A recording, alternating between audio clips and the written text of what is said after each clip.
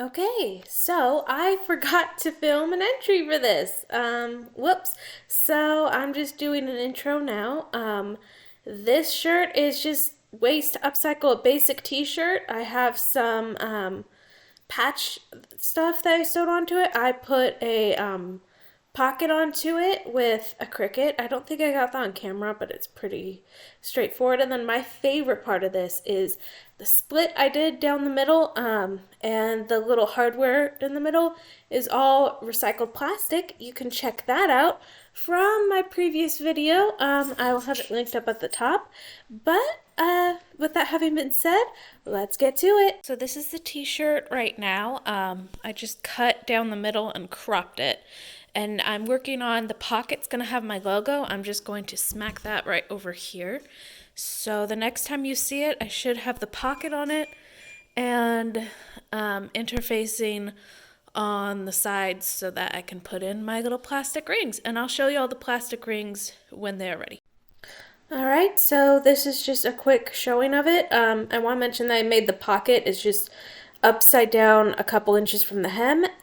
And these are the plastic rings. You can see some are moon-shaped, some are just oblong. And I'm going to be making a little strips of t-shirt that will just hold them to the thing. And I'm showing you right now that I want to make a little patch of a Z shape up at the shoulder. I made the little things holding up the plastic rings the same way you would make a belt loop, where I just folded each side over and did a top stitch on each side to keep them in place. And I folded it over again and sewed it to the t-shirt.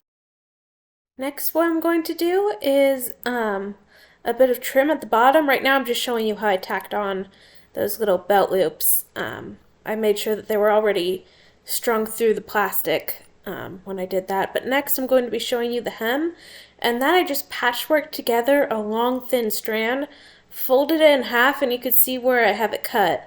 And what I'm going to do after that is, after I sew it down that length, is top stitch it down.